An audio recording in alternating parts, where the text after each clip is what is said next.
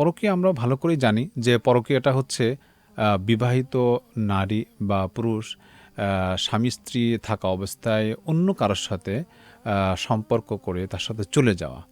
এটা আসলে এটার কারণে দেখা যায় যে সংসারে বিভেদ সৃষ্টি হয় এবং সন্তানাদি থাকলে সেই সন্তানাদিগুলোর ভাগ্য অত্যন্ত খারাপের দিকে যায়, যে কারণে ব্যাপক একটা বিশৃঙ্খলা সৃষ্টি হয়।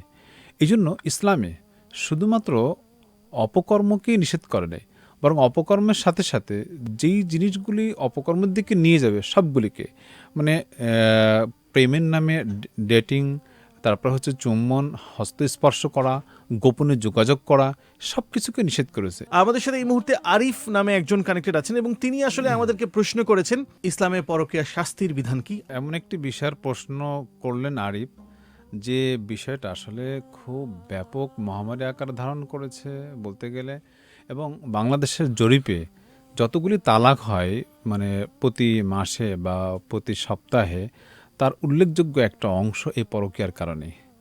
পরকীয়া আমরা ভালো করেই জানি যে পরকীয়াটা হচ্ছে বিবাহিত নারী বা পুরুষ স্বামী স্ত্রী থাকা অবস্থায় অন্য কারোর সাথে সম্পর্ক করে তার সাথে চলে যাওয়া। এটা আসলে এটার কারণে দেখা যায় যে সংসারে বিভেদ সৃষ্টি হয় এবং সন্তানাদি থাকলে সেই সন্তানাদিগুলোর ভাগ্য অত্যন্ত খারাপের দিকে যায়, যে কারণে ব্যাপক একটা বিশৃঙ্খলা সৃষ্টি হয়। এই জন্য ইসলামে শুধুমাত্র অপকর্মকেই নিষেধ করে নেয়, বরং অপকর্মের সাথে সাথে যেই জিনিসগুলি অপকর্মের দিকে নিয়ে যাবে সবগুলিকে, মানে প্রেমের নামে ডেটিং, তারপর হচ্ছে চুম্বন, হস্তস্পর্শ করা, গোপনে যোগাযোগ করা, সব কিছুকে নিষেধ করেছে। এই কারণেই রসুল করিম সাল্লাল্লাহু আলাইহি সাল্লাম হাদিসে বলেছেন, জিনাল লিসান জিনাল আইন আর নজর, অর্থাৎ চোখ দিয়ে দেখা এটাও একটা জিনা, সেটা হচ্ছে দৃষ্টি দিয়ে কোনো মানে মানে অবেগেনা মহিলাকে দেখা, এবং জিনাল আইন আল মান্তিক, জাবানের জিনা হচ্ছে কথাবার্তা বলা, অন্নফস তামান্না অতাস্তাহি অলফরজ ইসদ্দিকু বিজালিকা, আর লজ্জাস্থান সেটাকে বাস্তবায়ন করে। এই জন্য রসুল করিম সাল্লাল্লাহু আলাইহি সাল্লামকে আল্লাহ তাআলা স্পষ্ট বলে দিয়েছেন যে হে নবী, আপনি মুমিনদেরকে বলেন তারা যেন তাদের দৃষ্টিকে অবনত রাখে, আবার পুরুষদেরকেও বলেন তারা যেন তাদের দৃষ্টিকে অবনত রাখে। যদি এইভাবে চলাফেরা করি তাহলে কিন্তু ওই যে অপকর্ম বা পরকীয়া এর কোনো দিকে যাওয়ার প্রয়োজন হয় না বা যায় না। কিন্তু বিষয়টা হচ্ছে যে এই বিষয়গুলো খেয়াল করা হয় না, এই বিষয়গুলো লক্ষ্য করা হয় না, কাজেই ক্রমান্বয়ে একজন মহিলা বা একজন পুরুষ একে অপরের সাথে যোগসূত্র হওয়ার পরে কথাবার্তা ইত্যাদির পরে আস্তে আস্তে ওই বিষয়ের দিকে ধাবিত হয়ে যায়।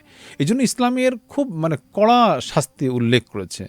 দুনিয়াতে ইসলামের শাসন যদি থাকে তাহলে সেক্ষেত্রে বিবাহিত পুরুষ বা নারী যদি এই ধরনের পরকীয়া হয়ে অপকর্মে লিপ্ত হয়, তাহলে তাদেরকে তো একেবারে মেরে ফেলা দেওয়ার, মৃত্যুদণ্ড কার্যকর করার জন্য বলা হয়েছে। অবিবাহিত হলে ব্যাস তাদেরকে 100 বেত্রাঘাত করার কথা বলা হয়েছে। এবং বাস্তবিক বিষয় হচ্ছে রসুল করিম সাল্লাল্লাহু আলাইহি সাল্লাম যখন মেরাজে গিয়েছিলেন, তখন রসুল সাল্লাল্লাহু আলাইহি সাল্লাম এক শ্রেণীর লোকদেরকে দেখেছেন যে তারা আগুনের ভেতরে ঢেউ খেলছে। তখন রসুল সাল্লাল্লাহু আলাইহি সাল্লাম জিজ্ঞাসা করলেন যে আসলে এরা কারা? তখন রসুল সাল্লাল্লাহু আলাইহি সাল্লামকে বলা হলো যে এরা ওই সমস্ত ব্যক্তি যারা জিনা বা অপকর্মের সাথে লিপ্ত হয়েছে।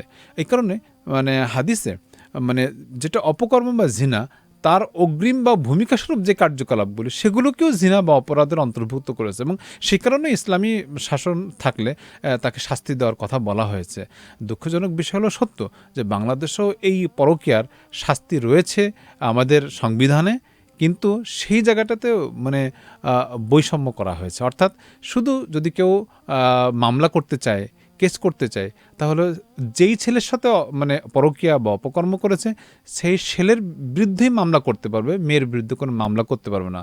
দণ্ডবিধি আপনার 1860-এর 497 অনুচ্ছেদে এই কথা লেখা আছে, এবং লেখা আছে এই কথাও যে ওই ছেলে 5 বছর যদি সে অপরাধী শিকার হয় বা প্রমাণিত হয়, তাহলে 5 বছর তাকে অপরাধে ভুগতে হবে। এবং এটা নিয়ে হাইকোর্টে আলোচনা চলছে যে এই বৈষম্য দূর করার জন্য আল্লাহ তাআলা আমাদেরকে কোরআন সুন্নাহ বোঝা এবং এই ধরনের বিষয়গুলোর আগে ইসলাম যে সতর্কতা করেছে সেই সতর্কতা অবলম্বন করে আমাদের সমাজ, পরিবার সব কিছু রক্ষা করার তৌফিক দান করেন।